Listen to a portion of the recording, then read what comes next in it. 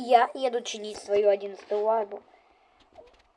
Как бы там ни было, я все-таки вроде смог ее завести. И чуть не потопить в реке.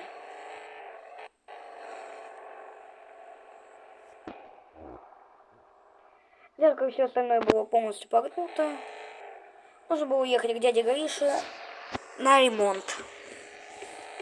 Ну, либо же мой гараж.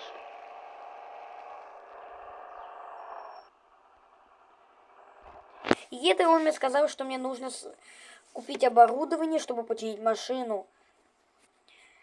Я ему сказал, что я дам тебе 200 рублей, если ты починишь мою машину. Он согласился, и я починил свою, точнее, он мне починил свою мою машину. Всем пока.